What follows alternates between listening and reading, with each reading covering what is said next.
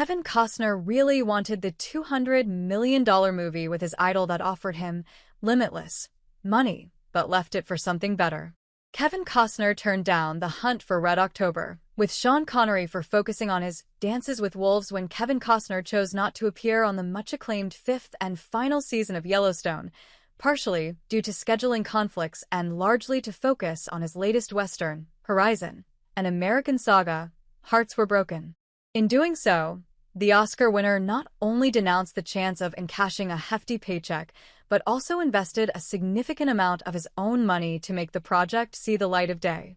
While the 70-year-old is no stranger to taking risks when it comes to pursuing his passion for Western films, this is hardly the first time that he has chosen the creative freedom of the director's seat over the lure of an eye-watering salary.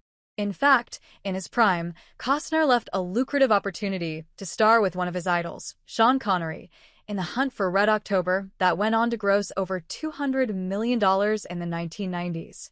Why did Kevin Costner refuse to star in The Hunt for Red October? Kevin Costner, who boasts of some of the eclectic performances throughout his career, was once offered to bring to life Tom Clancy's phenomenal character, Jack Ryan, on screen. When director John McTiernan took up the daunting task of adapting Clancy's The Hunt for Red October, his first choice for playing the fictional U.S. Marine lieutenant and stockbroker was none other than Costner. However, the Bodyguard star, after already having given his word for Dances with Wolves, had to decline the role of Jack Ryan, which later went to Alec Baldwin. Nevertheless, Costner had his full-circle moment when he was cast as Ryan's mentor, Thomas Harper, in the 2014 reboot Jack Ryan, Shadow Recruit. Decades after initially declining the opportunity to portray Clancy's fictional protagonist on screen, Costner came clean about why he had to make the difficult choice and decline the offer for a hefty salary. Speaking to Variety, Costner said, "I know this.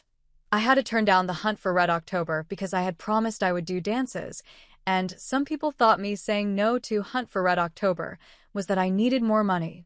It wasn't more money.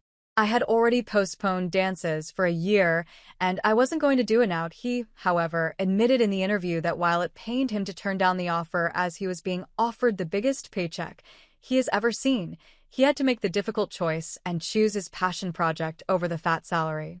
He continued, "I had all my things in place.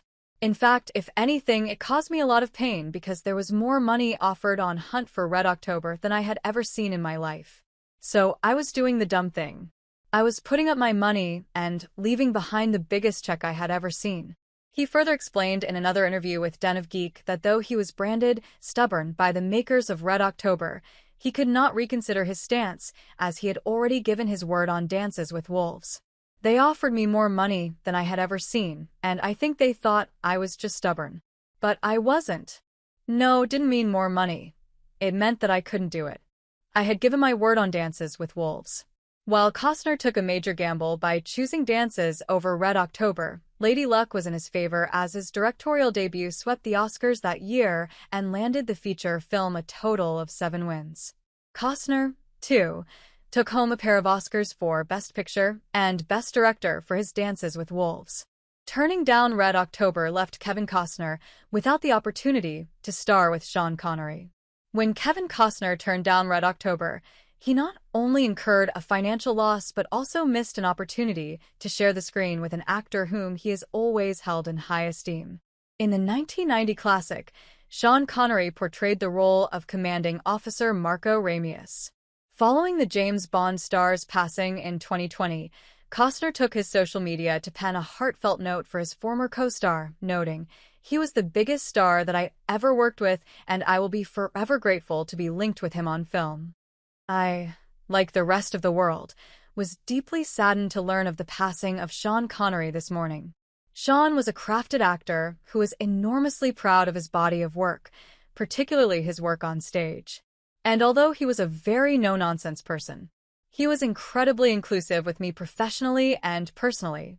He was the biggest star that I ever worked with, and I will be forever grateful to be linked with him on film." Sean Connery was a man's man who had an amazing career. While the duo previously paired up for The Untouchables in 1987, Red October could have been the duo's second outing had Costner taken up the role.